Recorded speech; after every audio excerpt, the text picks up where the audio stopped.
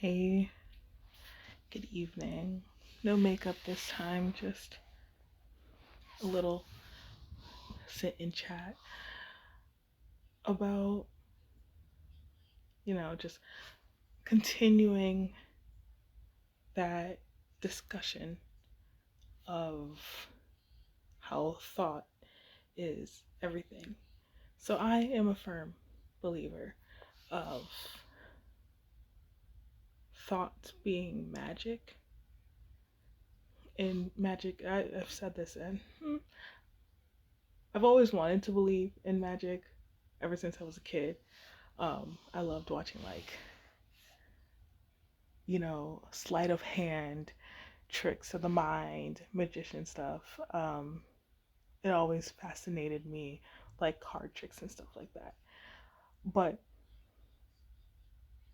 I always had this belief in feeling, desire, some may say, of magic being real.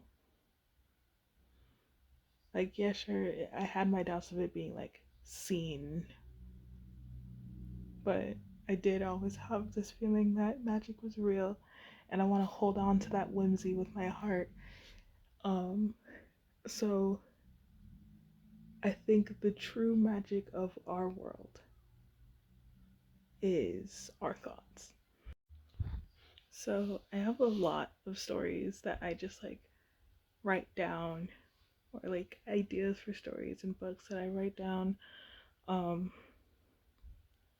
I okay. First of all, I do want to say fuck AI.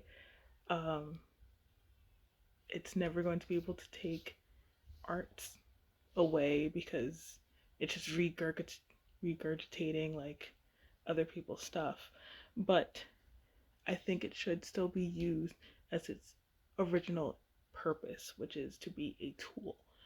So I sometimes use ChatGPT to not necessarily help me with my ideas, but just be a place where I could.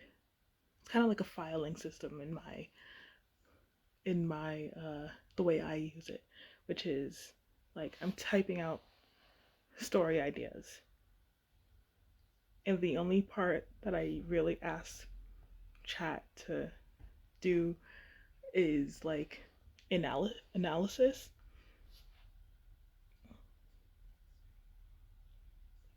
Sorry, I almost just threw up. I'm sorry. TMI. Um, the only thing I ask chat to do is analysis, like, um, to see whether deeper themes can be found in my writing, and like to keep it realistic and very human in my approach. Um, I don't tell it to help me aid in the story. Honestly, it sucks in doing that. If you read some of its writing, it's the corniest shit you could ever read. Um, it's so unoriginal, so bland. Um, but yeah, I tell it my stories, or at least I say what the big plot is,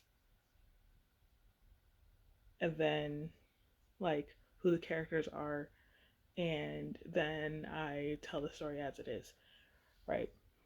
Um, there are bits and pieces of times where it tries writing stuff for me, and I literally tell it that I don't want that.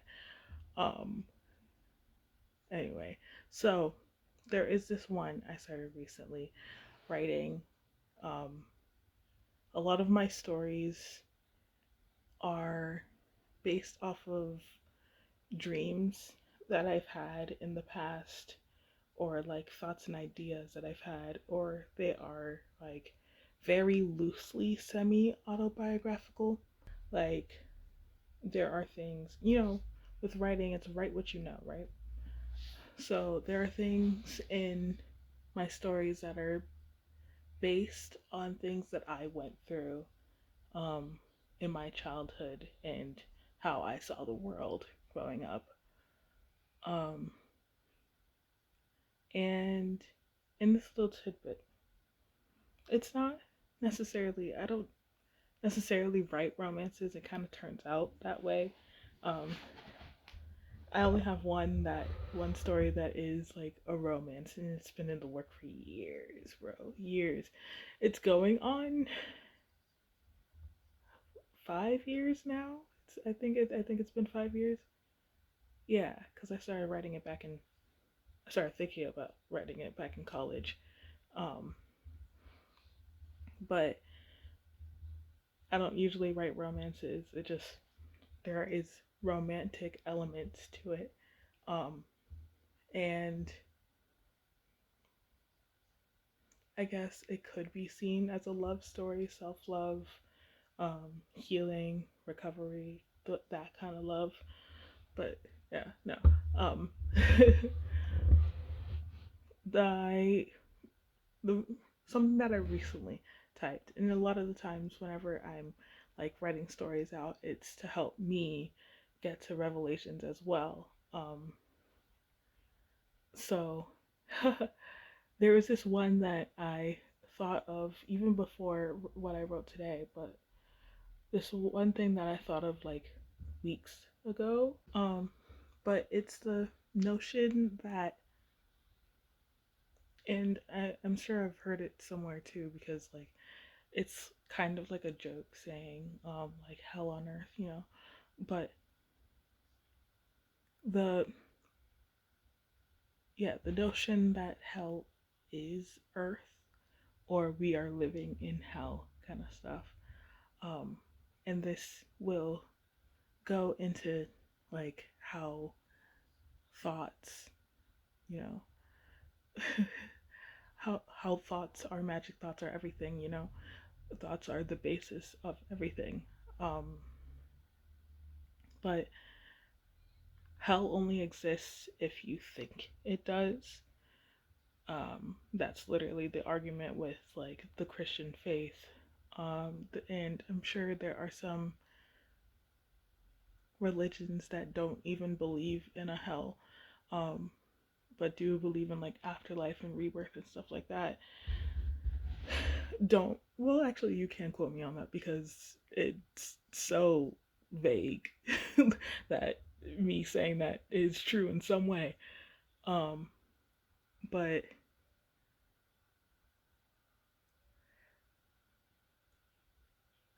where was I going? Thoughts. Hell is what you think it is. So, pause. Let me get my thoughts together. Okay, I think I gathered up what I was thinking. Um, so, if hell is what you think it is, and it's basically this place, this culmination of the worst things that you could think of, the worst things that you could think of happening, all coalescing in this one place. People, the worst thing that you can think of, the biggest atrocities that you could think of, people have already done. People have done.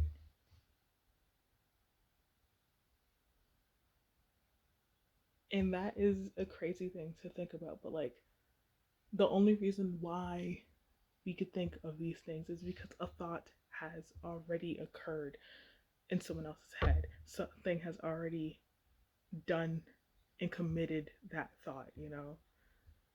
And the reason why you don't do it is because you have morals, or like your own morals. Um, but you know, bad thoughts aren't foreign. They aren't a new novel thing, you know.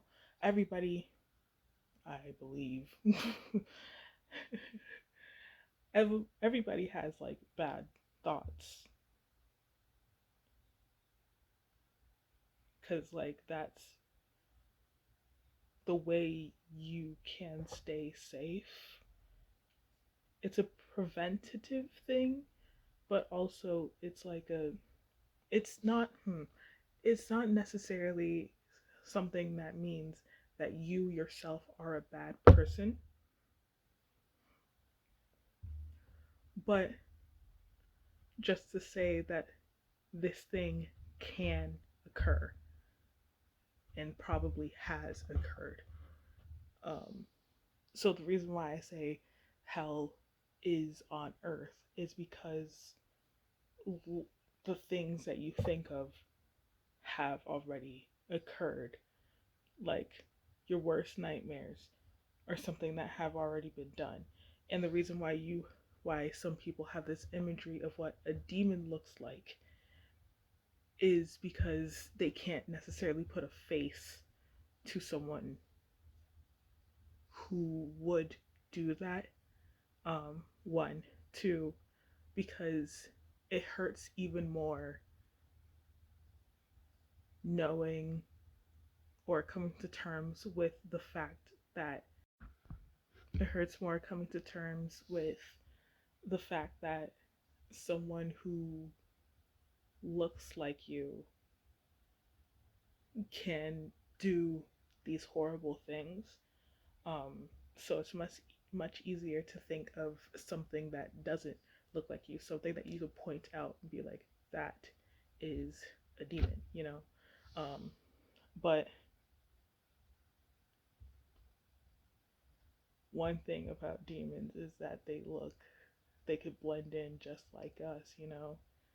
They look like us, they live amongst us. That's why it's so easy to fall for them, because you want to believe in the people around you, in the people who look like you, have the same functions as you, you know.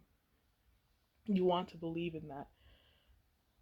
Um, like you want to have hope in humanity, but there are certain things that are demonic in nature.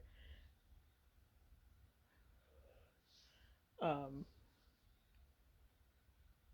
not not demonic, but like evil, morally standing. Depending on your morals, depending on your beliefs, you know. Again, this is all dependent on the individual, which is another thing that goes into hell, which is that hell is individualized to the person. Um, but this also goes into like karmic cycles and paying for your sins and stuff like that.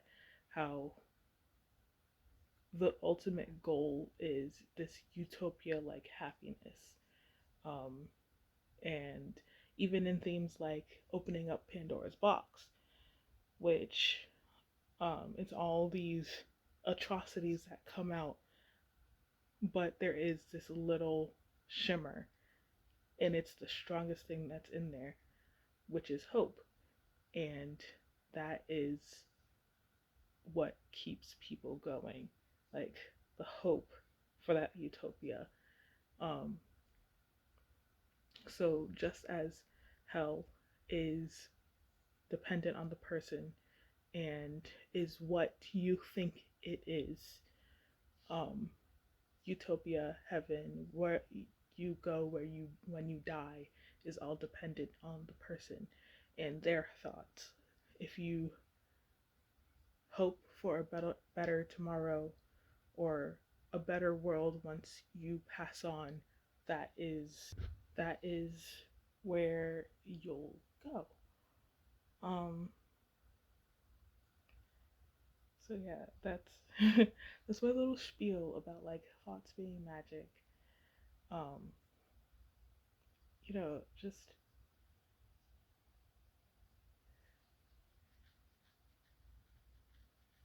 I mean that is to say that like